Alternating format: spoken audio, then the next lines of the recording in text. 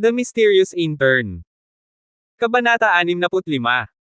Hindi alam ni Brian Ye kung may iba pa, tulad ni Vice Dean Manuel Zhao, ang mga nangungunang pinuno ng ospital, ang nakakaalam ng katotohanan tungkol sa donasyon.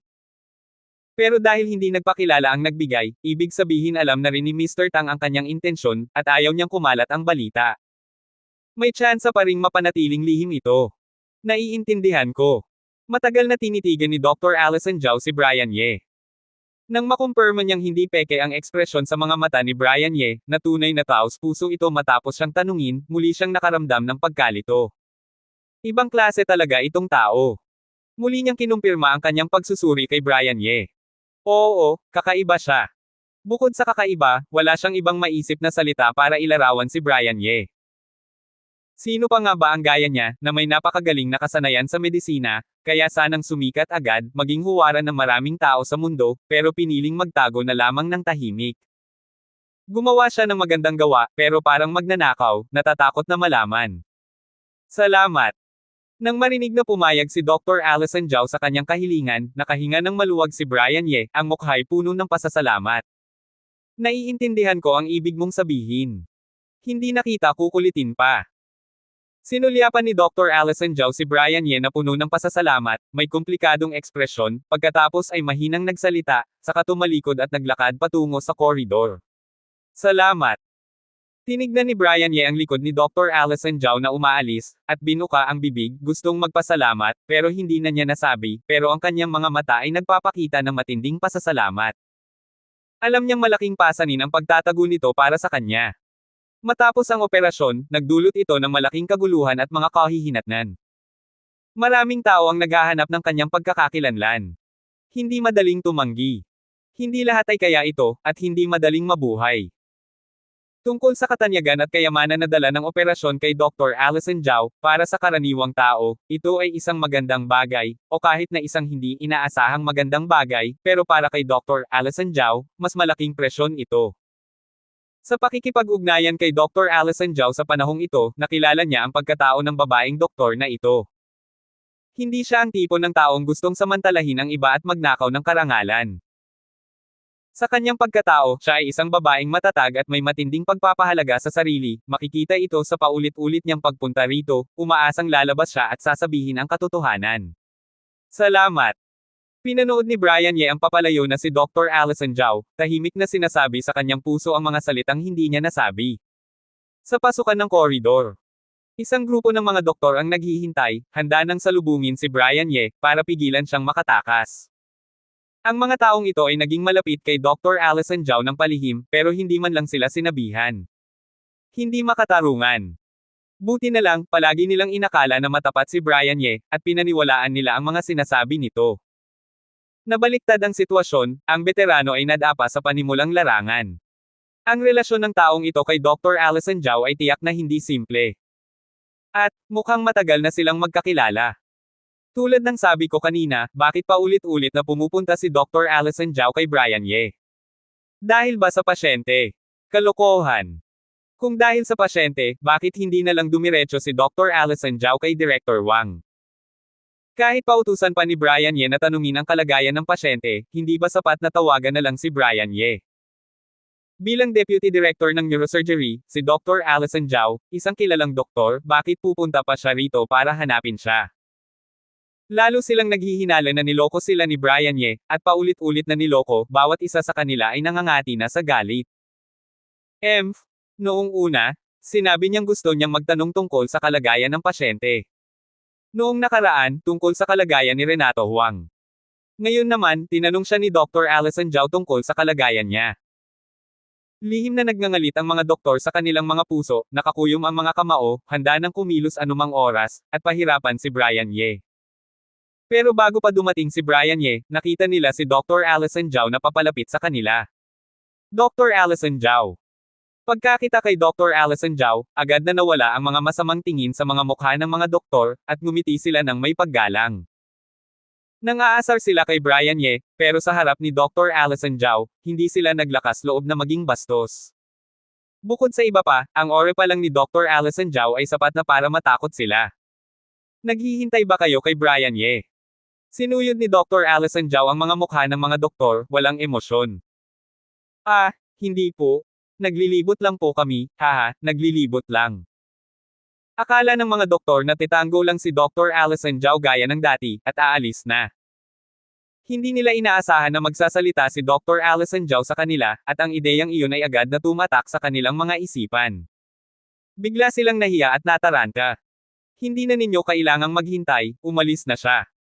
Hindi pinansin ni Dr. Allison Zhao ang kanilang pagkahiya, diretso lang ang kanyang sinabi. Ang lalaking ito. Nang marinig ang sinabi ni Dr. Allison Zhao, isang doktor ang napasigaw ng hindi sinasadya, gustong sabihin na si Brian Ye ay napakatalino kaya nakalayo, pero hindi pa niya nasasabi, tinakpan na ng kasama ang bibig niya. Tanga ba ang taong ito? Malinaw na hindi simple ang relasyon ni na Dr. Allison Zhao at Brian Ye. Pag-usapan si Brian Ye sa harap ni Dr. Allison Zhao, hindi ba ito paghahanap ng gulo? Gusto lang niyang mamatay mag-isa, kaya sa oras na ito, huwag na siyang idamay. Dr. Allison Zhao. Lalo pang nahiya ang mga doktor, gusto nilang magpaliwanag kay Dr. Allison Zhao, pero hindi nila alam kung paano. Si Brian Ye ay kaibigan ko. Matapos tingnan ni Dr. Allison Zhao ang natatakpan ang bibig, sa wakas ay nag-react na siya. Ang doktor na nahihiya ay tumingin sa mga nahihiyang kasamahan, ang ekspresyon ay biglang naging malamig. Si Brian Ye ay kaibigan ko. Nang marinig ang malamig na salita ni Dr. Allison Zhao, natahimik ang mga doktor sa koridor. Lahat ay napatitig kay Dr. Allison Zhao. Parang may bagyo sa kanilang mga puso. Marami sa kanila ang nakapansin kay Dr. Allison Zhao mula nang pumasok siya sa ospital, at hinahangaan siya bilang idolo at diyosa. Maaaring sabihin na kilala na nila ito. Mula nang pumasok si Dr. Allison Zhao sa ospital, hindi pa nila naririnig kung sino ang may malapit na relasyon kay Dr. Allison Zhao, kung sino ang kaibigan niya, parang isang iceberg siya, parang may distansya sa lahat. Tungkol sa personal na pag-amin ni Dr. Allison Zhao, na sinasabi kung sino ang kanyang kaibigan, ito ay hindi maisip. Pero ngayon, sinabi ni Dr. Allison Zhao na kaibigan niya si Brian Ye. Paano sila hindi magugulat? Matapos ang malaking pagkagulat, ang mga puso ng mga doktor ay napuno ng matinding pagkabalisa. Kaibigan niya si Brian Ye. Bakit biglang sinabi ito ni Dr. Allison Zhao sa kanila? Malinaw ang ibig sabihin nito, na iniisip nilang inaapi nila si Brian Ye, at binabalaan sila na huwag na siyang apihin. Dr. Allison Zhao? Minsan lang po kaming nagbibiro kay Brian Ye, pero maganda naman po ang aming relasyon. Mabait po si Brian Ye, at gusto po siya ng lahat. Kinakabahang nagpaliwanag ang isang doktor kay Dr. Allison Zhao.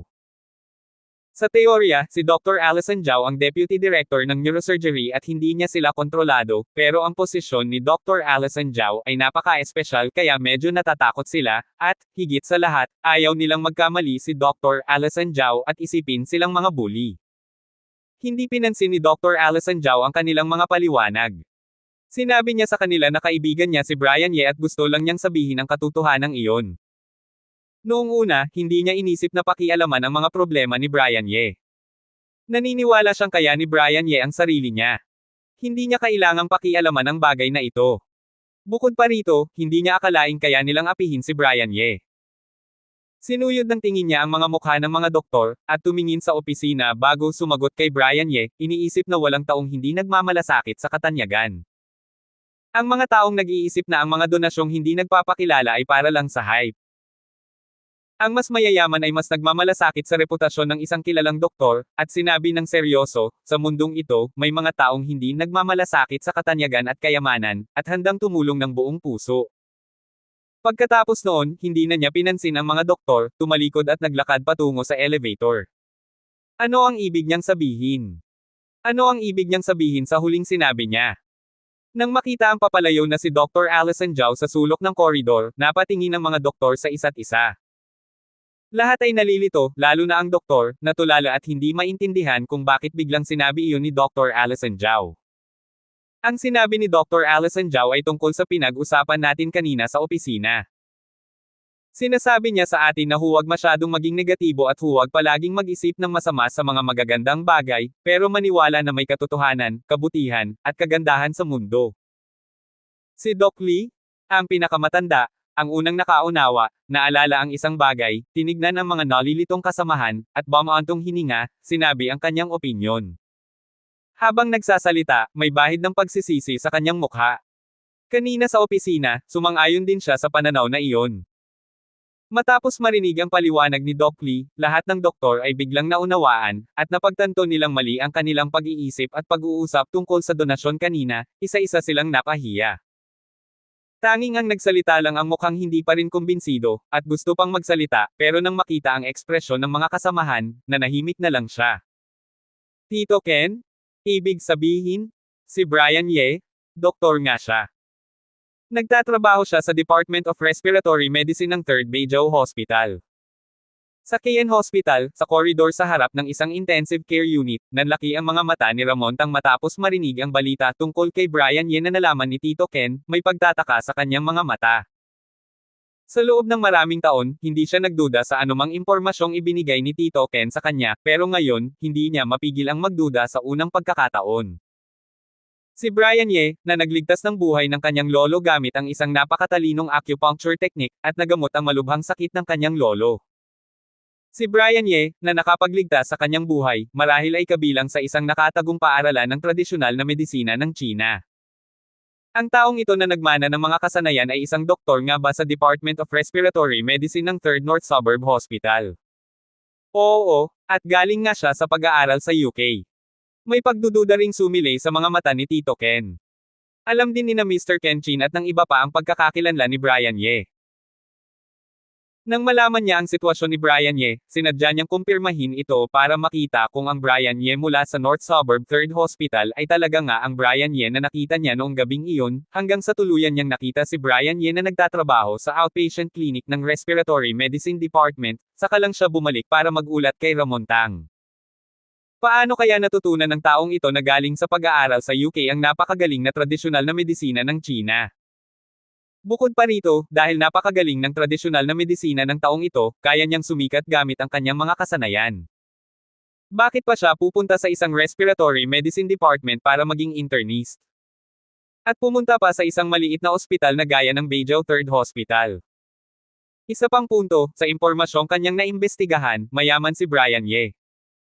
Bagaman hindi nila alam ang eksaktong halaga, bagaman malakas ang kanilang kakayahan, hindi pa nila kayang kontrolin ang mundo. Ayon sa datos ng Swiss Bank, na kilala sa mataas na pagiging confidential at seguridad, isang bagay ang tiyak, napakayaman nga ni Brian Ye, maging ang mamahaling Mercedes-Benz S-Class car o ang tinitirhan niyang villa ay nagpapakita ng malakas na pinansyal na kakayahan ni Brian Ye. Ang kanilang pamilya tang ay hindi gaya ng kay Mr. Ralph Lin, at hindi rin maihahambing sa tinatawag na private detective na si Hubert Pai. Matapos matanggap ang utos ni Ramontang, sinimulan niyang imbestigahan si Brian Ye. Sa loob lamang ng isang araw, nasuri na niya ang lahat ng impormasyon tungkol kay Brian Ye na mahahanap. Kabilang na kung paano binili ni Brian Ye ang bahay at ang sasakyan, malinaw na sa kanila. Para bang sobra na, maliban sa mga detalye na ilang beses umihi si Brian Ye sa isang araw, na tila walang halaga sa kanya. Ang lahat ng impormasyong gusto niyang malaman ay malinaw na. Tito Ken, bakit mo naman sinabing pumunta siya sa Beijao 3rd Hospital? Matapos ang mahabang katahimikan, natauhan si Ramontang sa pagkagulat at pagtataka, at tumingin kay Tito Ken. Dahil ba kay Dr. Allison Zhao? Sumugod sa isip ni Tito Ken ang impormasyon tungkol kina Brian Ye at Dr. Allison Zhao sa mga natagpuang impormasyon, pero agad niyang naalala ang sitwasyon nang magkasama silang umalis ni Michelle noong gabing iyon, ang ekspresyon sa kanyang mukha ay medyo nag-aalinlangan. Bukod kay Dr. Allison Zhao, wala na akong maisip pang iba sa Beijao 3rd Hospital na makaakit sa kanya. Tumango si Ramontang, may kasiyahan sa kanyang mukha. Nang marinig niya kay Brian Ye na gusto nitong i-donate ang pera sa emergency fund ni Dr. Allison Zhao, nag-iwan siya ng kaunting pag-asa at gumawa ng mga paghahanda. Ngayon, mukhang tama ang kanyang ginawa. Pero, hindi siya.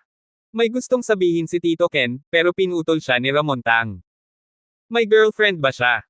Isang tiwala sa sarili ang sumilay sa labi ni Ramontang, paano kaya madaling mapigilan ng isang babae ang isang taong tulad niya? Bukod pa rito, paano kaya maihahambing ang babaeng iyon kay Dr. Allison Zhao noong araw na iyon? Isang anak na babae lang si Dr. Allison Zhao ni Old Man Zhao, at ang pakakasalan si Dr. Allison Zhao ay parang pakakasalan ang buong pamilya Zhao, at matatanggap niya ang buong suporta ni Old Man Zhao. Lalo pang naging makatwiran ang kanyang pagsusuri. Hindi siya naniniwala noong una. May taong handang magtapon ng 10 milyon ng walang kapalit. Ngayon, sa pag-iisip, bigla niyang naramdaman na magkakaugnay ang lahat. Ang dahilan kung bakit pumunta si Brian Ye sa Beijing Third Hospital ay para kay Dr. Allison Zhao, tungkol naman sa pagpili ng Department of Respiratory Medicine, para maitago ang kanyang layunin, para hindi masyadong halata. Ang dahilan kung bakit kaya ni Brian Ye na magtapon ng 10 milyon ay para rin kay Dr. Allison Zhao. Ito ay naaayon sa kanyang mga paniniwala at loika, at maipaliwanag nito ang lahat. Maging kung bakit ipinakita ni Brian Ye na ayaw niyang makipag-ugnayan sa kanya noong gabing iyon ay may makatwirang paliwanag, dahil alam niyang pupunta siya. Ang dahilan kung bakit siya kumilos ng ganoon ay dahil gusto niyang mag-iwan ng malalim na impresyon kay Ramontang. Magaling. Ang lalaking ito ay hindi basta-basta. Ang lalim naman ng kanyang plano. Muntik na akong maloko ni Brian Ye. Akala ko pa naman ay napakabait niya. Matapos pag-isipan ng lahat, biglang gumaan ang loob ni Ramontang.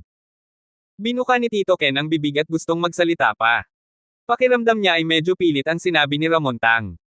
Pakiramdam niya ay hindi si Brian Ye ang taong inilarawan ni Ramontang. Pero hindi pa siya nakakapagsalita, naunahan na naman siya ni Ramontang. Tito Ken, palagi kong pinaniniwalaan ang sinasabi ni Lolo.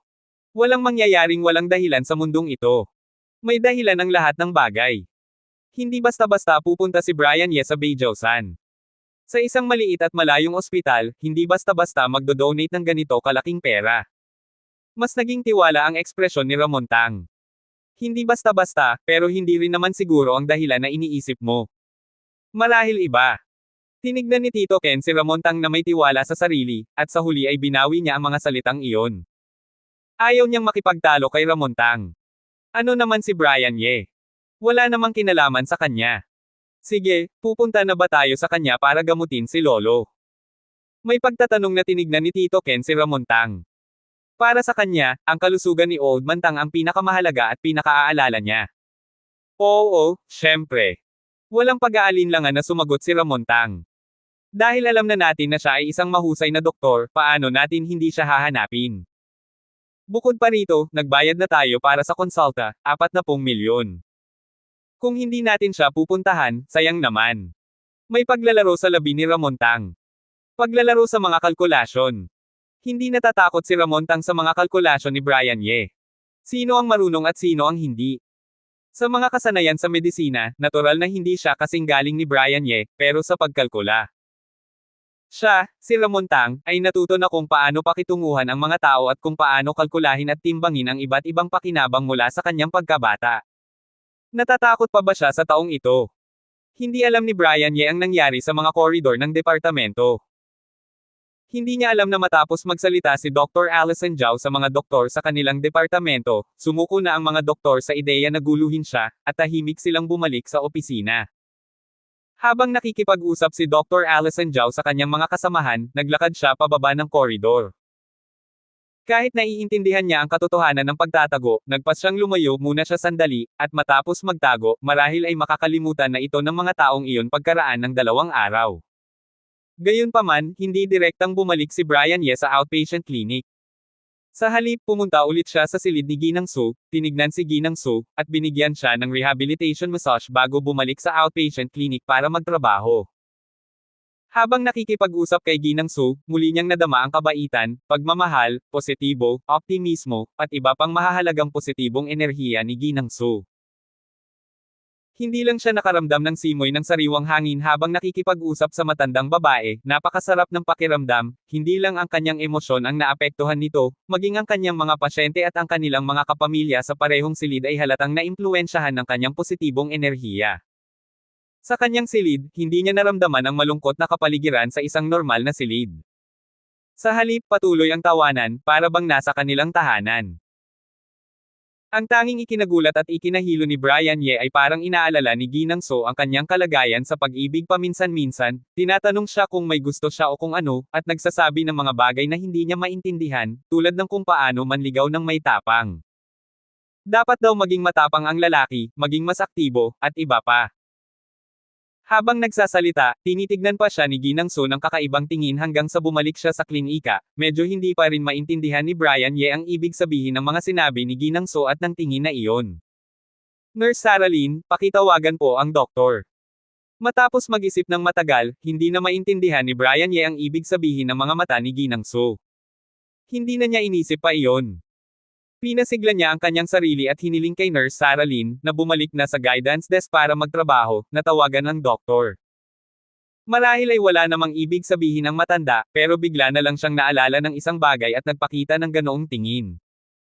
Sabi ni Brian Ye sa kanyang sarili, at medyo gumaan ang kanyang loob. Sige po. Simpleng sagot ni Nurse Sarah Lynn. Sanay na sila sa gawain ni Brian Ye, basta't pumunta si Brian Ye sa outpatient clinic, agad nilang bubuksan ang klinika. Hindi na nila kailangang utusan, basta't makita si Brian Ye, handa na silang magtrabaho. Nurse Sarah Lynn, pwede po bang magtanong? Matapos ang pag-order, lumapit si Brian Ye sa klinika, pero 2 hakbang pa lang ang kanyang ginawa, bigla siyang may naalala, huminto, lumingon ulit, at tumingin kay Nurse Sarah Lynn. Siyempre, ano po ang gusto ninyong itanong, Dr. Ye? Tungkol na naman ba ito sa mga tsismis sa ospital? Saka, narinig mo na ba ang nakakagulat na tsismis na kumalat kaninang tanghali? Nanlalaki ang mga mata ni Nurse Sarah Lynn na nakatitig kay Brian Ye. Tungkol ba iyon sa nag-donate ng pera? Narinig ko na iyon, pero hindi naman tungkol doon. Nahiya si Brian Ye. Buti na lang at narinig niya ang balita sa inpatient department kanina. Kung hindi, baka mahiya ulit siya kay Nurse Sarah Lynn. Ano iyon? Ipapahayag ko muna, ang mga pribadong tanong ay hindi sasagutin. Makuryesong tinignan ni Nurse Sarah Lynn si Brian Ye, gusto niyang malaman kung ano ang gustong itanong ni Brian Ye ng seryoso. Huwag kang mag-alala, hindi ako magtatanong tungkol sa privacy. Gusto ko lang itanong, Nurse Sarah Lynn, nakarinig ka na ba ng mayamang lalaki na ang apelyido ay Tang? May ilang itim na guhit ang lumitaw sa noo ni Brian Ye. Wala siyang interes sa anumang pribadong bagay ni Nurse Sarah Lynn. Bukod pa rito, mayroon ba siyang mga pribadong bagay? Ang laki ng kanyang bibig, ilang beses na siyang nagkwento tungkol sa pag-ibig, kung magkano ang kanyang kita at kung magkano ang kanyang ginagastos kada buwan, ilang beses na niyang narinig ang mga tanong na ito. Dr. Ye, may sakit ka ba? Ano ang problema? Maraming mayayaman na ang apelyido ay Tang. Nang marinig ang seryosong tanong ni Brian Ye at ang nakakatawang tanong, hindi napigilan ni Nurse Sarah Lynn na umirap. Sa mga panahong ito, maraming mayayaman na ang apelyido ay anumang apelyido. Ibig kong sabihin ang napakayaman, halimbawa, ang nasa tuktok ng listahan ng mga mayayaman. Napagtanto rin ni Brian Ye ang problema sa kanyang tanong kanina, at hindi napigilan ang pamumula, inayos ang kanyang sasabihin, at nagtanong ulit. Napakayaman, ang nasa tuktok ng listahan ng mga mayayaman. Hayaan mong mag-isip. Ang listahan ng mga mayayaman ng Forbes ngayong taon ay hindi pa lumalabas, kaya ngayon ay titingnan ko lang ang nakaraang taon. Ang pinakamayamang tao noong nakaraang taon ay hindi sinasadya, tama ang tinanong ni Brian Ye. Alam pala ito ni Nurse Sarah Lynn, at alam niya ito ng malinaw, kaya sinimulan niyang bilangin ang mga tao sa rangkang. Nang marinig si Nurse Sarah Lynn na binabasa ang listahan ng mga mayayaman isa-isa, hindi napigilan ni Brian Ye na magulat. Kakayahan din pala ang pagchismis. May chismis ba siyang hindi alam sa mundong ito? Napagtanto ni Brian Ye sa unang pagkakataon na ang pagchismis ay isang teknikal na gawain. Kahit papaano, hindi niya maalala ang mga pangalan ng napakaraming tao. Wala, bilang isang profesional na sumusunod sa mga balita tungkol sa mga mayayaman sa loob ng maraming taon, masasabi ko sa iyo na wala sa top 15 ng listahan ng mga mayayaman ang apelyido ay Tang. Matapos magbilang ng ilang sandali, itinaas ni Nurse Sarah Lynn ang kanyang ulo at nagbigay kay Brian Ye ng isang makapangyarihang sagot ng diretso at tiyak. Wala. Hindi makatwiran. Nang marinig ang sinabi ni Nurse Sarah Lynn, hindi napigilan ni Brian Ye na magduda. Batay sa ugali ni Ramon Tang at sa kanyang mga kilos, tiyak na si Brian Ye na ang pamilya Tang ay napakayaman, paano naman hindi man lang ito nasa top 15 sa China. Walang makatwiran, Dr. Ye, pinagdududahan mo ba ang profesionalismo at autoridad ng babaeng ito? Gusto mo bang aibaydo ko sa iyo? Agad na nagalit si Nurse Sarah Lynn. Hindi. Naniniwala ako sa iyong profesionalismo, hindi mo na kailangang aibaydo. Mabilis na sabi ni Brian Ye. Maniwala ka sa akin, tama ako, hindi ako nagkakamali. Mayabang na sabi ni Nurse Sarah Lynn, parang may naalala siya, Dr. Ye, bakit mo biglang tinanong iyan? Teka, hindi, kaya may nagsabi sa iyo na siya ay isang mayamang tao sa listahan ng mga mayayaman o ano, di ba? Sasabihin ko sa iyo, ang taong iyon ay tiyak na sinungaling, huwag kang maniniwala sa kanya. Kung hihingi siya ng pera sa iyo o ano, tumawag ka sa pulis at ipaaresto mo siya. Natulala si Brian Ye. Ano iyon? Masyadong malawak ang imahinasyon ni Nurse Sarah Lynn. Pero natuwa rin siya na nagkamali si Nurse Sarah Lynn, at naiwasan niya ang pagpapaliwanag. Kung hindi, hindi niya alam kung paano niya ito ipapaliwanag, at hindi ito maipapaliwanag sa ilang salita.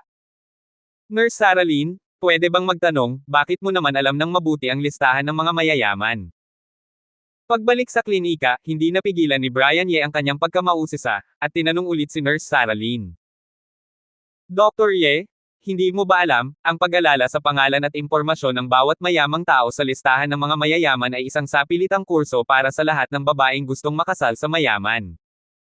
Mukhang nagulat si Nurse Sarah Lynn na itinanong iyon ni Brian Ye na walang common sense. Nakuha ko na.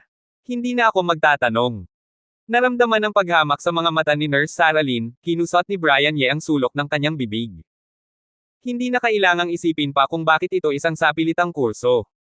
Para lang malaman ang tungkol sa kanilang mga anak sa pamamagitan ng kanilang impormasyon.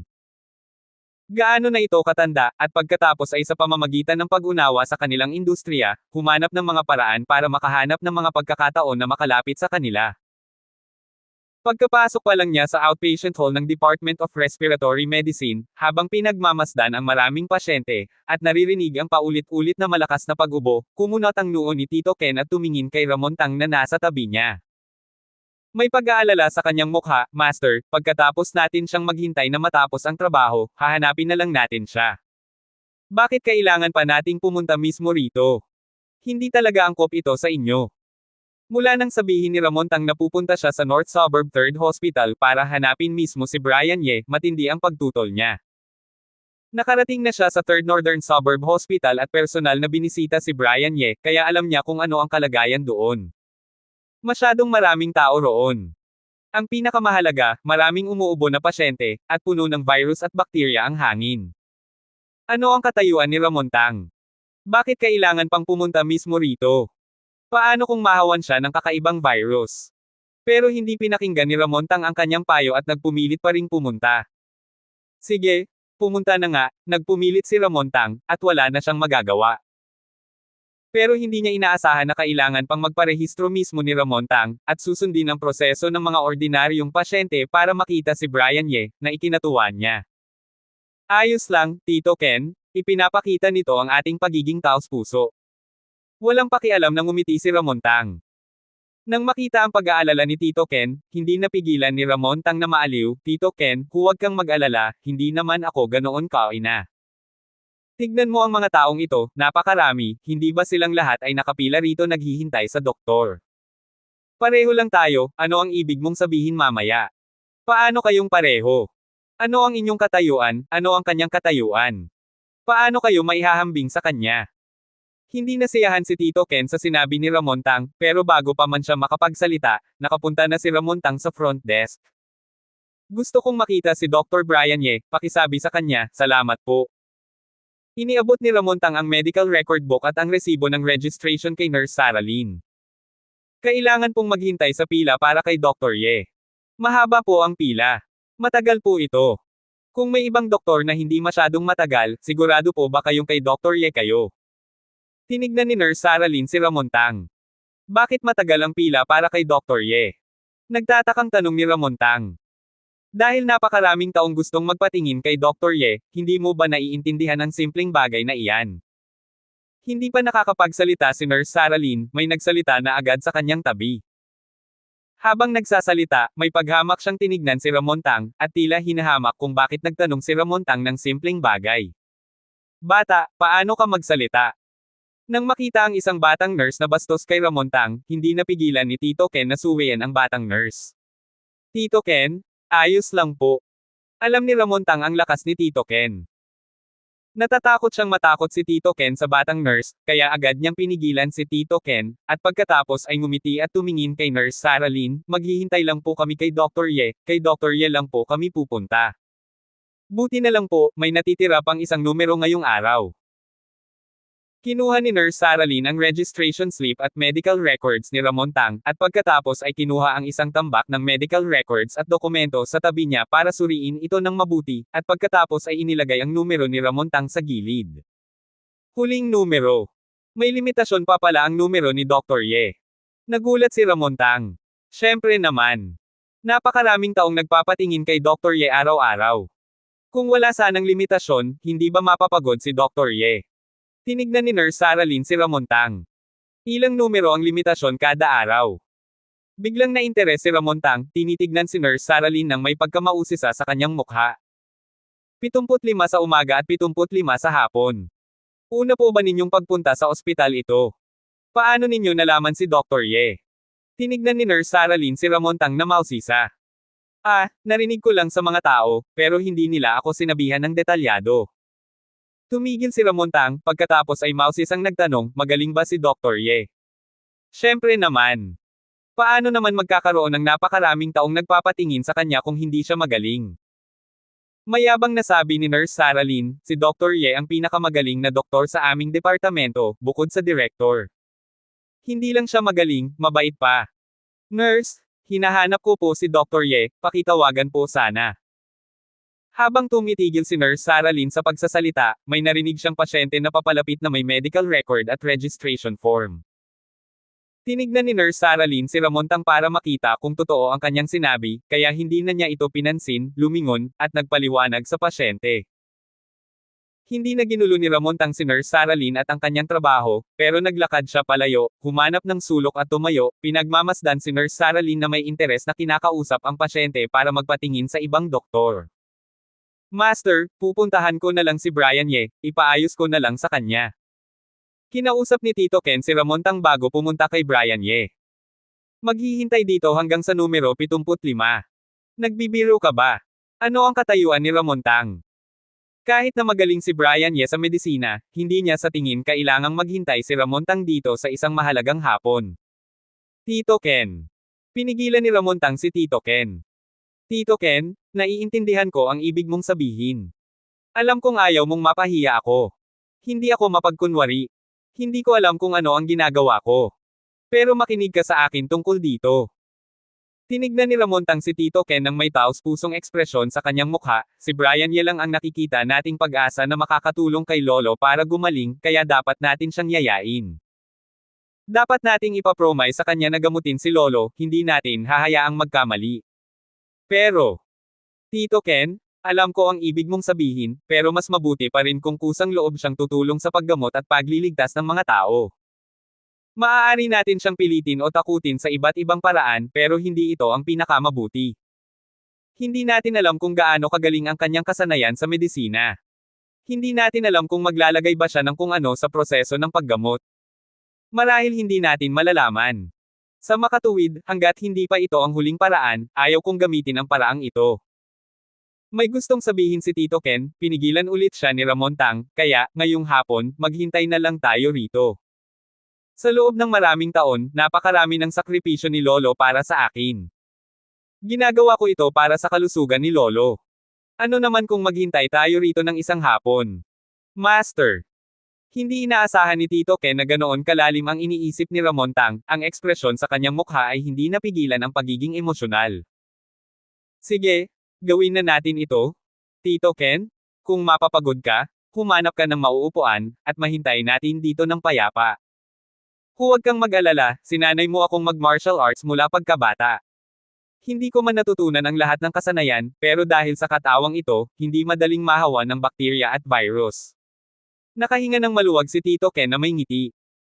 Bumalik ang tingin ni Ramontang sa guidance desk, pinagmamasdan ang dalawang batang nurse na abala sa kanilang trabaho, at pinagmamasdan ang bawat isa na pumupunta sa guidance desk para humingi kay Brian Ye. Ang tingin ni Ramontang sa mga pasyenteng nagpapatingin ay naging mas determinado. Hoy, nakita mo ba yung lalaking yon? Matapos ang kanyang abalang schedule, pansamantalang inihinto ni Nurse Saralyn ang kanyang trabaho, inabot ang kanyang kamay at uminom mula sa baso ng tubig, binasa ang kanyang lalamunan, ang kanyang mga mata ay napunta kay Ramontang na hindi kalayuan, at inabot niya ang kanyang kamay at tinulak ang batang nurse na katrabaho. Nakita ko, hindi ba ito yung lalaking nagtanong kanina kung bakit siya nakapila?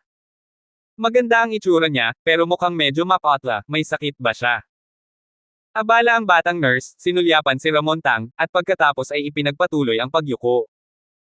Hindi ba siya isang mambo lang, wala siyang kinabukasan, ang tanda-tanda na niya, kailangan pa siyang samahan ng mga magulang niya kapag nilalagnat. Kinusap ni Nurse Sarah Lynn. Hindi ba siya sumama sa matandang lalaking iyon? Nagtatakang tanong ng batang nurse. Akala niya ay sumama si Ramontang sa doktor kasama si Tito Ken. Bakit? Masyado kang maraming iniisip, siya ang magpapatingin. Sumabay ang matandang lalaki sa kanya, at nakita mo ba na isa lang ang upuan? Umupo siya mag-isa, hindi man lang niya pinaupo ang matanda. At tignan mo ang mga mata ng matanda, parang natatakot na may lalapit sa kanya at sasaktan siya, parang manok na nagbabantay sa sisiw. Nakakalasing talaga, kawawa naman ang mga magulang sa mundo. Lalo pang nagalit si Nurse Sarah Lynn habang pinagmamasdan. Mukhang hindi naman niya ama ang matandang lalaking iyon, di ba? Naalala ko ang tawag niya sa matandang lalaki kanina. Hindi naman siguro.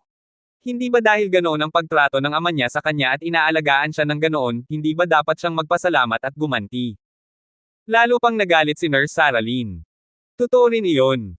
Nag-isip sandali ang batang nurse, at naramdaman niyang tama si Nurse Sarah Lynn. Sinulyapan niya si Ramontang at napailing, sayang naman ang magandang mukha. Kinaiinisan ko ang mga mambo na lalaki, walang responsibilidad at pagkalalaki.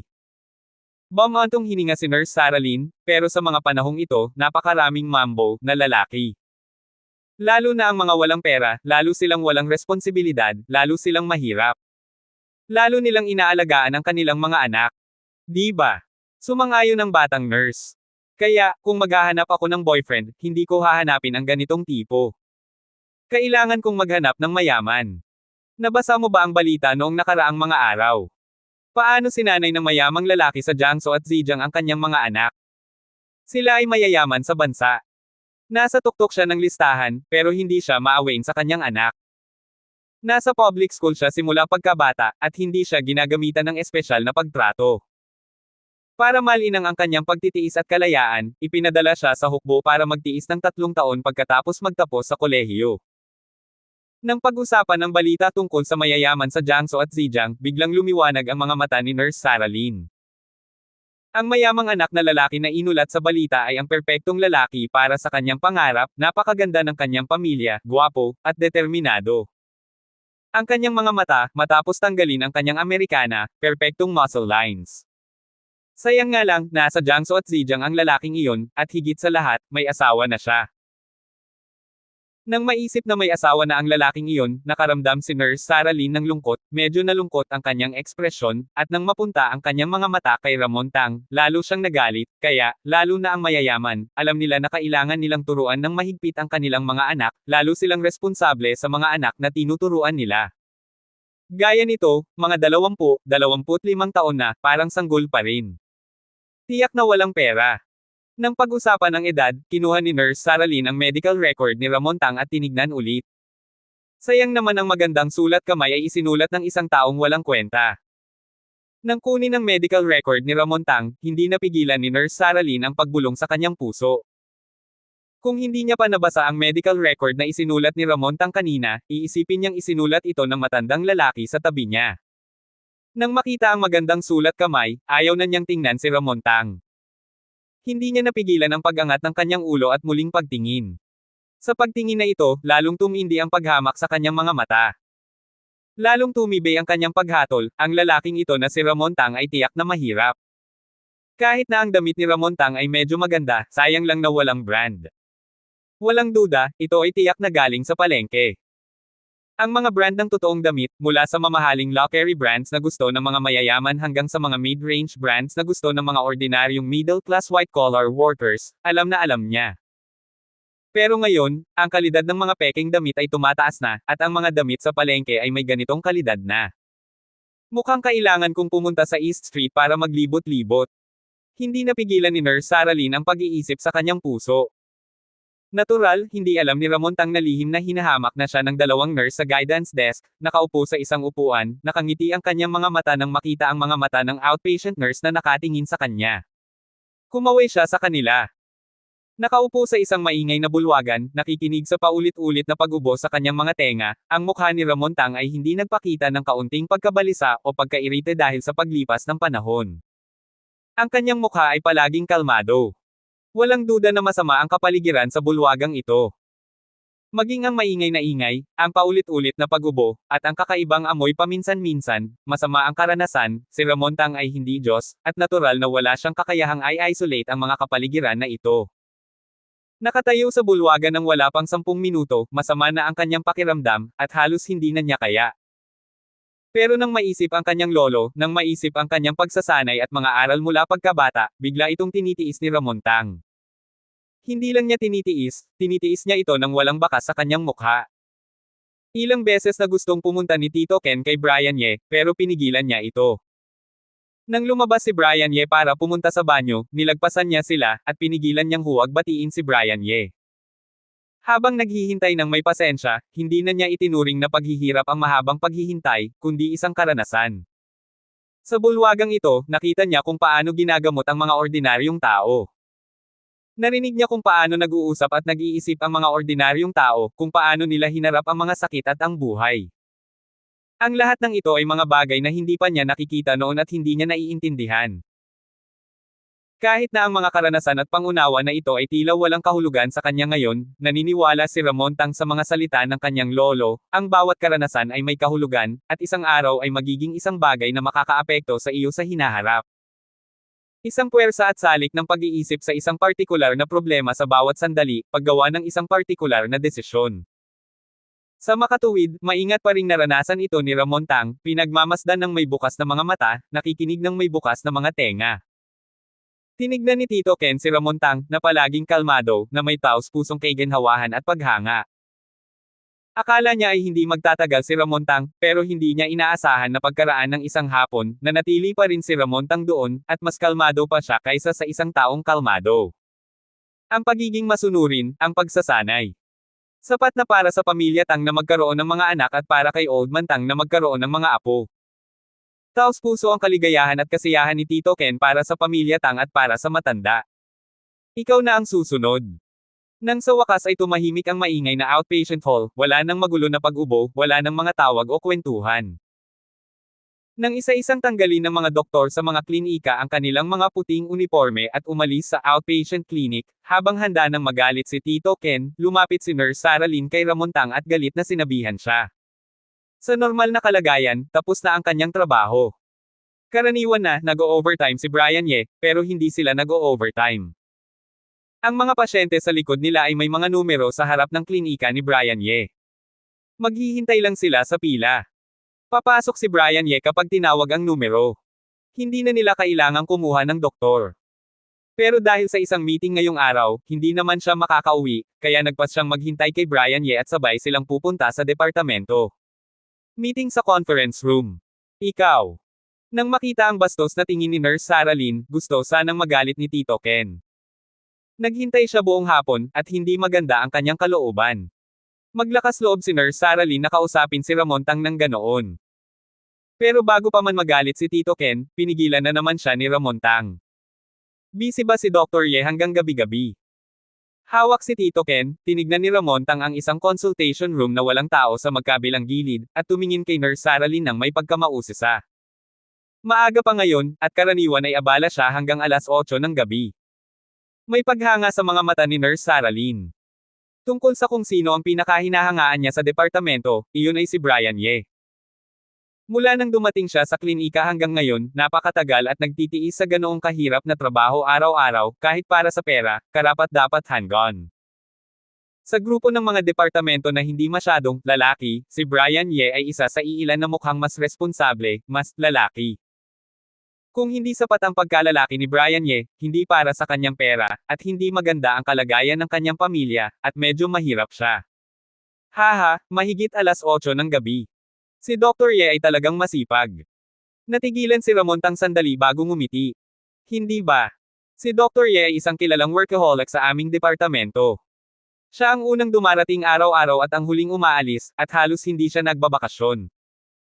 Kung hindi siya pinipilit ng aming Director Wang na magbakasyon ng isang araw kada kalahating buwan, hindi siya magbabakasyon ng 30 araw sa isang buwan. Nang marinig ni Nurse Sarah Lynn ang sinabi ni Ramontang, bamuka ang kanyang bibig, hindi mo alam, noong nakaraan ay pinilit siya ng aming Director Wang na magbakasyon, bumalik siya sa ospital, sinabi niyang wala siyang gagawin, at nagulat ang buong departamento namin. Ano sa tingin mo ang estado ng isang workaholic? Nurse Saralyn, pinag-uusapan mo na naman ba ako? Sa consultation room, hindi napigilan ni Brian Ye nang ngumiti sa mga sinabi ni Nurse Saralyn na narinig niya mula sa labas ng pinto. Paano ko naman gagawin iyon, paano ko naman sasabihin ang masama tungkol sa iyo, pinupuri kita. Kung hindi ka naniniwala, tanungin mo ang Ginoo na ito. Binuksan ni Nurse Saralyn ang pinto at pinapasok sina Ramon Tang at Tito Ken. Ginoo Tang. Nang marinig ni Brian Ye na sinabi ni Nurse Saralyn na Ginoo Tang, hindi na siya nag-isip pa. Plano niyang magbiro kay Nurse Saralyn, pero bago pa siya makapagsalita, nakita na niya sina Ramon Tang at Tito Ken. Ang katawan ni Brian Ye ay hindi napigil ang tumalon mula sa upuan nang makita ang mga figure ng dalawa, ang kanyang mga mata ay agad na napuno ng pagkagulat. Hindi niya inaasahan na ang Ginoo Tang na sinabi ni Nurse Saralyn ay talagang ang si Ramon Tang. Dr. Ye, kumusta? Magkita ulit tayo. Tumingin kay Brian Ye nang may pagkagulat, iniabot ni Ramon Tang ang kanyang kamay kay Brian Ye nang may ngiti sa kanyang mukha. Dr. Ye, magkakilala po kayo. Hindi napigilan ni Nurse Saralyn na magpakita ng pagkagulat sa kanyang mukha. Habang nagsasalita, hindi niya napigil ang tumingin kay Ramon Tang nang may pagkagulat. Dahil sa mga katangian ni Ramon Tang na mabaunan at ang magagandang salita sa medical record, medyo na-impress si Nurse Saralyn kay Ramon Tang. Naalala niya na nang ibigay ni Ramon Tang ang registration form kanina, hindi niya sinabi kung kilala ba niya si Dr. Ye. Naalala niya na sinabi rin niya na pupunta siya kay Dr. Ye matapos siyang irekomende ng iba. At mukhang tahimik siyang naghintay sa bulwagan buong hapon. Oo naman, Nurse Saralyn, kailan ka dumating, Ginoo Tang? Bakit hindi mo sinabi sa akin ng maaga? Mapait na ngumiti si Brian Ye. Hindi niya akalaing ang kanyang huling pasyente na si Ramon Tang ay talagang ang si Ramon Tang. Paano ko naman malalaman na kilala mo siya? Hindi niya sinabi sa amin na kilala ka niya. Bukod pa rito, hindi mo ba sinabi na sino man ito, dapat ay sumunod sa pila? Walang pwedeng mag-exception. Medyo may pagkadismaya na nagpout si Nurse Saralyn. Walang problema, Dr. Ye, kara-rating ko lang. Ngumiti si Ramon Tang at inaliw si Nurse Saralyn. Hindi inaasahan, ang batang ito ay may pagkainteresante. Ang pananaw ni Nurse Saralyn kay Ramon Tang ay naging medyo maganda. Ito, Ginoo Tang, masyadong magalang ka naman, kailangan mo lang sabihin sa akin, bakit ka nagparehistro, at naghintay ka pa ng matagal. Medyo humingi ng paumanhin si Brian Ye. Natural, hindi siya maniniwala sa sinabi ni Ramon Tang na kara-rating lang niya.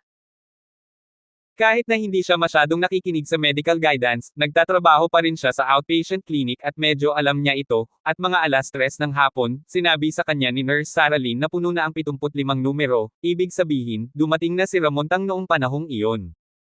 Kung iba ang tao, maghihintay lang siya. Ang paghihintay sa pila ay ang tuntunin. Gaya ng iniisip ni Nurse Saralyn, ayaw niyang sirain ang tuntunin. Sa panahong ito, unti-unting lumaki ang kanyang katanyagan. Maraming pasyente ang naghahanap ng kakilala at hinahanap siya rito, umaasang matutulungan siya ng mag-isa, o bibigyan sila ng exception para magpatingin ng maaga, at iba pa. Lahat ay tinanggihan niya, kabilang ang mga pakiusap ng mga kasamahan sa departamento. Pero para kina Ramon Tang at sa iba pa, medyo nakaramdam si Brian Ye ng kaunting pagkakasala at pagkahiya. Pagkatapos ng lahat, nag-invest si Ramon Tang ng 50 milyon sa emergency fund ng Beijao Third Hospital, at nakahanap din siya ng isang top professional management team tulad ng Huaxia Fund para mag-manage nito ng libre. Maaaring sabihin na binigyan niya sila ng isang malaking regalo. Dr. Ye, huwag kang magalang, ang paghihintay sa pila ay dapat lang, at hindi ko masisira ang mga tuntunin, haha. Ngumiti si Ramon Tang. Ginoo Tang, kumusta po kayo? Nang marinig ni Brian Ye ang sinabi ni Ramon Tang, wala na siyang sinabi pa. Naghintay na lang siya. Wala nang saysay ang pagsasabi ng mga magagalang na salita. Tumingin siya kay Ramon Tang. Ito. Hindi direktang sumagot si Ramon Tang, pero tumingin siya kay Nurse Saralyn na nasa gilid. Shaolin, hintayin mo ako sa labas, hahanapin kita pagkatapos kong gamutin si Ginoo Tang. Nang makita ang ekspresyon ni Ramon Tang, agad na naunawaan ni Brian Ye ang ibig sabihin ni Ramon Tang, at alam niyang may mga bagay na ayaw marinig ni Ramon Tang kay Nurse Saralyn. Ano naman ang nakaka-special, hindi ba ito pagpapatingin lang sa doktor, at ginagawa itong misteryoso, napakaraming bagay. Tingnan natin kung hindi ko pa ito nakikita. Hindi ko alam kung may mga nakakahawang sakit at maaari bang kumalat sa akin. Ngayon lang niya nalaman na kilala ni Ramontang si Brian Ye, pero hindi niya sinabi sa kanya, hindi niya hiniling na magpatingin ng maaga, pero tahimik na naghintay buong hapon at narinig si Ramontang na humingi ng paumanhin para sa kanya. Ang pananaw ni Nurse Sarah Lynn kay Ramontang ay nagbago na ng kaunti. Sa sandaling ito, nang makita niyang pinayagan siya ni Ramontang na umalis nang hindi siya pinapanood, nawala agad ang pagbabagong iyon. May malamig na buntong hininga sa kanyang puso, binigyan ni Nurse Sarah Lynn si Ramontang ng tingin ng pagkadismaya sa kanyang mukha, at mayabang na tumalikod at lumabas sa consultation room. Pasensya na po, Ginotang, ganyan lang talaga ang ugali ni Nurse Sarah Lynn, medyo prangka at bastos. Sana po ay hindi ninyo masyadong isipin. Nang makita na umalis si Nurse Sarah Lynn, humingi ng paumanhin si Brian Ye kay Ramontang nang may pagkahiya. Ayos lang po, mabait naman pala yung nurse na iyon. Walang pakialam na kumaway si Ramontang. Kahit na hindi maganda ang pakikitungo sa kanya ni Nurse Sarah Lynn, at ilang beses pa siyang sinigawan ni Nurse Sarah Lynn, maganda ang kanyang impresyon kay Nurse Sarah Lynn.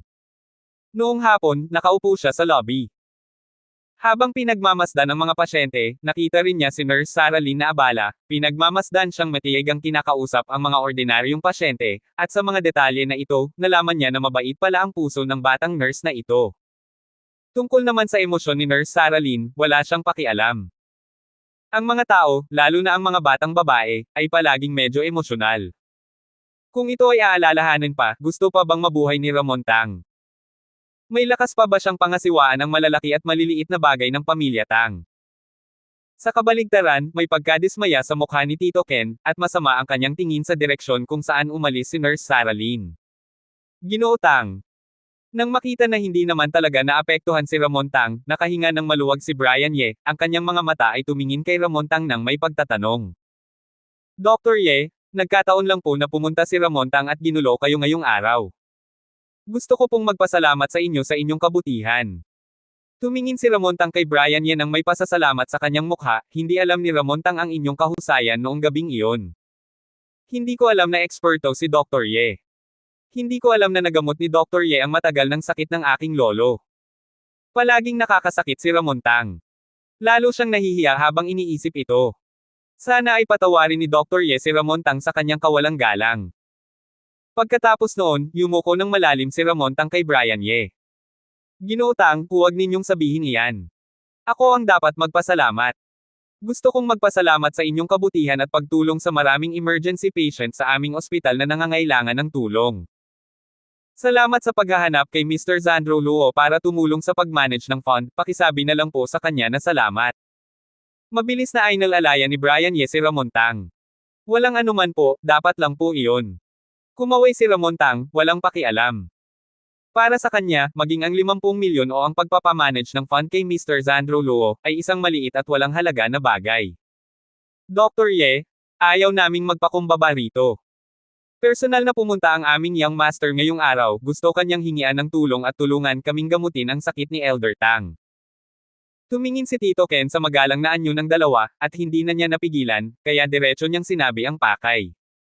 Dr. Ye, sana po ay tulungan ninyo kami. Muli na namang yumuko si Ramontang, tumingin kay Brian Ye ng may taos-pusong ekspresyon. Ito. Hindi napigilan ni Brian Ye na magpakita ng pagkahiya at pag-aalinlangan sa kanyang mukha. Kahit na nahulaan na niya ang intensyon ni Ramontang nang makita ang anyo ni Ramontang, naguluhan pa rin siya nang marinig niya ang kanilang sinabi sa sandaling ito, at hindi niya alam ang gagawin. Bigla na lang sumulpot si Ramontang kaya hindi pa niya naisip kung ano ang dapat gawin. Ayaw na ayaw niyang pumayag kay Ramontang, pero nagbigay si Ramontang ng malaking regalo kaninang umaga, at ngayon ay ganito pa ang kanyang ginagawa, kung tatanggi siya, mahirap na para sa kanya na sabihin iyon. Dr. Ye, alam ko na ikaw ay isang taong may mataas na moralidad at magandang medical ethics. Hindi mo iisipin ang pera at katanyagan, pero handa akong mag-invest ng isa pang 100 milyon sa emergency fund ng inyong ospital. Sana ay para sa aking pagiging taos-puso, tulungan ninyo kami at gamutin ang aking lolo. Nang makita na lumuwag ang ekspresyon ni Brian Ye kaysa noong nakaraan, dali-daling sinamantala ni Ramontang ang pagkakataon, yumuko ulit, may taos-pusong ekspresyon sa kanyang mukha. Ginotang, pinanggako ko na sa inyo, pero tungkol na naman sa pag-i-invest. Nang makita ang taos-pusong ekspresyon ni Ramon Tang, sumilay sa mga mata ni Brian Ye ang pag-aalinlangan, pero sa huli ay kinagat niya ang kanyang labi at pumayag sa kahilingan ni Ramon Tang, pero ang panukala ni Ramon Tang na mag-invest ng isa pang 100 milyon, tinanggihan niya. Sobra na ang nagawa ni Ramon Tang para sa Beijao Third Hospital. Hindi lang siya nag-donate ng 50 milyon, kumuha pa siya ng mga taong tulad ni Mr. Zandro Luo para mag-manage ng fund, para ang fund ay patuloy na kumita. Kahit na alam niyang ang isa pang 100 milyon ay hindi problema para kay Ramon Tang, hindi niya talaga kayang samantalahin ang pagiging masunurin ng iba at hayaang magbayad ng paulit-ulit ang mga tao. Hindi niya ito kaya. Salamat po, Dr. Ye. May pasasalamat sa mukha ni Ramon Tang. Ano man ang layunin ni Brian Ye at ang kanyang mga kalkulasyon, ang pinakamahalagang layunin ni Ramon Tang ay ang mapapayag si Brian Ye na tulungan siyang gamutin ang sakit ng kanyang lolo. Basta't pumayag si Brian Ye na tumulong, wala nang ibang mahalaga. Basta't nagamot ni Brian Ye ang sakit ng kanyang lolo, ano man ang gusto ni Brian Ye, basta't hindi ito isang bagay na kayang ibigay ni Ramon Tang, maibibigay niya ito. Wala nang halaga iyon. Nang pumunta siya para hanapin si Brian Ye, kalkulado na ni Ramon Tang ang lahat sa kanyang isipan. Ginoo Tang, walang problema sa pagtulong ko sa sakit ni Old Tang. Dahil pumayag na ako, gagawin ko ang lahat para gamutin ang sakit ni Old Tang, pero may kaunting kahihiyan akong sasabihin muna. Walang doktor sa mundong ito ang makakagarantiya na kaya niyang tuluyang gamutin ang pasyente. Sa katunayan, ang paggaling mismo ay isang relatibong konsepto, at ang aking kasanayan sa medisina ay maaaring hindi kasing husay ng iniisip ninyo. Ang kalagayan ni Old Tang ay dahil sa napakatagal na panahon. Para kay Jaeyon, ito ay komplikado. Hindi madaling ayusin ito ng buo. Kaya, sana ay huwag kayong masyadong umasa sa akin. Seryosong tinignan ni Brian Ye si Ramon Tang. Para sa mga taong tulad ni Ramon Tang, may mga bagay na dapat munang ipaliwanag, at ayaw ni Brian Ye ng anumang problema sa hinaharap. Naiintindihan ko po ito, huwag kayong mag-alala, Dr. Ye, hindi po kami mga taong walang katwiran. Hindi pinansin ni Ramon Tang ang sinabi ni Brian Ye. Sa kanyang palagay, dahil nagamot ni Brian Ye ang pinakamalubhang sakit ng kanyang lolo, paano pa kaya ang susunod na sakit? Ito ay mga salita lang ni Brian Ye, tulad ng mga surgical procedure, sa bawat operasyon, kahit na ito ay isang menor de edad na operasyon na hindi magdudulot ng anumang problema, sasabihin niya sa kanila kapag hiniling niya sa kanilang pamilya na pumirma. Isang grupo ng mga sitwasyon, sasabihin niya sa kanila, huwag ay exclude ang mga maaaring mangyari, isang routine ceremony lang. Kaya, hindi niya ito pinansin, at direktang sumagot ng walang pag-aalinlangan. Mabuti po. Nakita ito ni Brian Ye. Hindi pinansin ni Ramon Tang ang kanyang mga sinabi, pero wala siyang magagawa kundi ngumiti sa kanyang puso, palihim na nananalangin na magagaling niya ang matandang ito. Dr. Ye, sige po. May pagmamadali sa mga mata ni Ramon Tang. Wala po akong oras ngayon. May meeting po ako mamaya, kaya, Ginoo Tang, iwan ninyo ang inyong numero at address, at kapag may oras na ako, pupunta na lang ako sa inyo, okay po ba?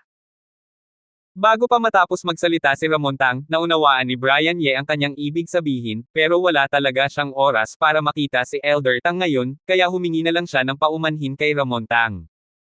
Sige po, salamat po, Dr. Ye. Nang marinig na hindi makakapunta si Brian Ye para gamutin si Old Tang ngayon, kumunat ang noo ni Tito Ken, at gusto niyang magsalita. Sa kanyang palagay, walang mas mahalaga kaysa sa paggamot kay Old Tang. Hindi na kailangang mag-meeting si Brian Ye rito. Hindi lang kailangang mag-meeting, maging ang kanyang trabaho sa ospital na ito, hindi na niya kailangang gawin. Basta't mag-concentrate siya sa paggamot kay Mr. Tang, kung bibigyan nila si Brian Ye ng kaunting sweldo, mas malaki pa ito kaysa sa sweldo niya sa trabaho. Pero bago pa man magsalita si Tito Ken, agad siyang pinigilan ni Ramon Tang. Kahit na gusto rin ni Ramon Tang na gamutin ni Brian Ye ang kanyang lolo ngayon, naiintindihan din niya na hindi ito dapat madaliin. Nasa KN Hospital naman si Lolo at nagpapagaling, walang emergency case.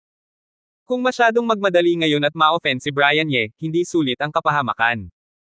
Dr. Ye, ito po ang aming address sa Northern Suburbs, at ang aking private number. Available po ito 24 na oras sa isang araw. Matapos magsulat ng address at numero sa medical record sa tabi niya, maingat na pinunit ito ni Ramon Tang at iniabot kay Brian Ye. Sige po, huwag po kayong mag-alala, Ginoo Tang, sa lalong madaling panahon, pupunta na ako kay Mr. Tang. Kinuha ni Brian Ye ang papel na iniabot ni Ramon Tang, tinignan ito, at maingat na inilagay sa kanyang bulsa. Sige po, hindi na po namin kayo guguluhin, Dr. Ye. Matapos ang maayos na usapan, matalinong nagpaalam si Ramon Tang kay Brian Ye. Wala nang sinabi si Brian Ye para pigilan sila, at wala siyang oras para aliwin sila. Kung may oras siya, sasama siya sa kanila para makita si Old Tang. Pero nang umalis si Ramon Tang, tumayo si Brian Ye mula sa consultation room at inihatid sila. Matapos ihatid ang dalawa sa elevator, bumalik siya sa consultation room para ayusin ang kanyang mga gamit. Hay! Hindi ko pa rin pala ito maiiwasan. Dumating din sila sa huli. Pagbalik sa klinika, tinanggal niya ang kanyang puting lab coat at pinatay ang computer. Tinignan ni Brian Ye ang medical record ni Ramon Tang sa desktop at hindi napigilan ang pagngiti. Matapos marinig ang tungkol sa anonymous donation na 50 milyon kaninang tanghali, medyo hindi mapakali si Brian Ye. Alam niya na walang libre sa mundong ito. Pero hindi niya inaasahan na ang taong ito ay darating ng ganoon kabilis. Darating si Ramon Tang ng ganoon kabilis. Lubos siyang hindi handa. Hindi niya inaasahan na pupunta si Ramon Tang sa kanya sa ganitong paraan, magparehistro, pumila, at maghintay buong hapon. At matapos siyang makita, hindi na niya binanggit ang 50 milyong donasyon. Ang bawat hakbang ay tahimik na ginawa, para hindi na siya makatanggi. Dr. Ye, sino ba yung ginootang na iyon? Habang papunta sa conference room ng departamento, mausisang nagtanong si Nurse Sarah Lynn. Naghintay si Ramon Tang sa outpatient hall buong hapon nang hindi sinasabi sa kanya na magkakilala sila ni Brian Ye. Sa kanyang palagay, ang relasyon ni Ramon Tang at Brian Ye ay isang ordinaryong pagkakaibigan. Kung hindi, dapat ay pinaponte na ni Ramon Tang si Nurse Sarah Lynn kay Brian Ye o kinausap si Brian Ye sa kanyang sariling paraan. Imposible na maghintay siya roon buong hapon. Tungkol naman sa tila pamilyar na usapan ni Brian Ye at Ramon Tang sa opisina, parang isang kwento ito sa kanya. Lalo pang naging formal si Brian Ye, lalo pang naging hindi pamilyar sina Brian Ye at iba pa. Pero hindi niya inaasahan na ihahatid pala ni Brian Ye sina Ramon Tang at iba pa sa elevator. Ikinagulat niya ito. Matagal na siyang nagtatrabaho sa klinika at hindi pa niya nakitang ganoon kamagalang si Brian Ye sa kahit sino. Maging si Director Wang ay pumunta sa klinika pero hindi pa niya ito inihatid. Sa totoo lang, hindi ko rin alam kung sino siya. Handa nang sumagot si Brian Ye ng basta-basta, pero nang magsasalita na siya, bigla siyang natigilan. Bigla niyang napagtanto na hindi niya alam kung paano sasagutin ang tanong na ito. Mukhang hindi niya talaga alam kung ano ang pagkakakilanlan ni Ginoo Tang at kung ano ang ginagawa nito. Hindi mo alam. Paano ninyo siya nakilala? Nagulat si Nurse Sarah Lynn. Nagkataon lang naming nakilala. Nakita ko siya nang bumili ako ng gamit sa supermarket noong isang gabi. Maikling nagpaliwanag si Brian Ye. Hindi na niya inilarawan ang detalye. Una, masyadong komplikado at mahirap ipaliwanag. Pangalawa, hindi niya sa tingin kailangan itong ipaliwanag ng malinaw. Naalala ko na, Dr. Ye, tinanong mo ako ng tanong na iyon kanina, dahil ba kay Ginoo Tang? Biglang may naalala si Nurse Sarah Lynn, sumigaw, at tinitigan si Brian Ye nang nanlalaki ang mga mata. Oo. Tumango si Brian Ye. Grabe, siya ba yung nagsabi sa iyo na mayaman siya? Nang marinig ang positibong sagot ni Brian Ye, agad na sumigaw si Nurse Sarah Lynn. May itim na guhit sa mukha ni Brian Ye. Kailan niya sinabi ni Ramon Tang sa kanya na mayaman ito? Ganoon niya nahulaan. Binuksan niya ang kanyang bibig para magpaliwanag, pero bago pa siya makapagsalita, pinutol na naman siya ni Nurse Sarah Lynn. Dr. Ye, sasabihin ko sa iyo, ang taong ito ay 100% sinungaling, huwag kang maloloko sa kanya. Huwag kang maniniwala sa sinasabi niya. Tinignan ni Nurse Sarah Lynn si Brian Ye nang may hustisya. Habang nagsasalita, nagalit pa rin ang kanyang mukha, hindi inaasahan, ang taong ito pala ay sinungaling. Niloko ka niya. Kung alam ko lang, hindi ko na sana siya pinarehistro. Nurse Sarah Lynn, bakit ka naman sigurado na siya ay sinungaling? Tinignan ni Brian Ye si Nurse Sarah Lynn na nagngangalit. Kailangan pa bang pag-usapan? Ang taong ito ay nakaayos para magbenta ng gamit, pero pumunta siya kay Dr. Ye para magpakita, sinasabing mayaman siya. Halata na. Mayabang na tumingin si Nurse Sarah Lynn. Mga gamit. Hindi napigilan ni Brian Ye ang pagkurap ng kanyang bibig. Si Brian Ye ay hindi isang taong masyadong maislan sa pananamit, at hindi pa niya pinag-aaralan ang mga fashion at brands.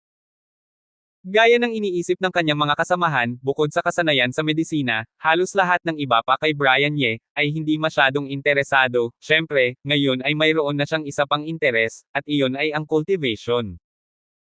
Kaya limitado ang kaalaman ni Brian Ye sa mga fashion brands at luxury goods sa mundo, pero ang damit na suot ni Ramon Tang at Tito Ken ay isa sa iilang brands na alam ni Brian Ye. Dahil ang matanda, na palaging simple sa kanyang buhay, ay minsang sinabi sa kanya ang tungkol sa brand na ito, at pinuri na ang mga damit ng brand na ito ang tanging tunay na mamahaling brand. Ang mga damit ng brand na ito ay hindi lang galing sa pinakamagandang kalidad sa buong mundo, dinisenyo pa ito ng mga top designers sa mundo para sa taong magsusuot nito, tinitiyak na ang taong pinakaangkop na magsuot ay ginagarantiyahan ng mga top tailor sa mundo na personal na naggupit at nagtahi para matiyak na ito ay komportable isuot. Kahit na hindi alam ni Brian Ye kung magkano ang halaga ng dalawang suit ni Ramon Tang at Tito Ken, sigurado siya na ang halaga ng kanilang dalawang suit ay malapit sa 1 milyon. Dahil sinabi ng matanda na walang damit sa brand na ito na mas mababa sa 500,000, kahit na ito ay dinisenyo ng pinakasimpleng designer, ito ay 500,000. At ang mga damit ng brand na ito ay hindi mabibili kahit na may pera ka.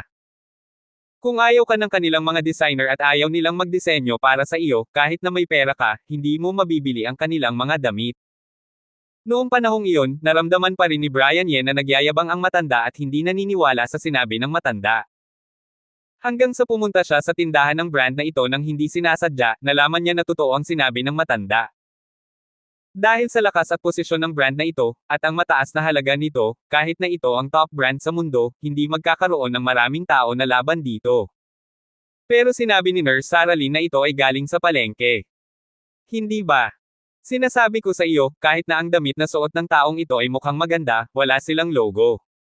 Alam kong peke ito. Akala nila na ang peking damit na walang logo ay magmumukhang BV. Ayaw nilang isipin na kahit na ang BV ay walang logo, ang mga materyales ay kakaiba at makikita mo ito agad. Mayabang na tumingin si Nurse Sarah Lynn, si Miss Ben ay kilala bilang isang brand. Hindi madaling lokohin si Miss Ben.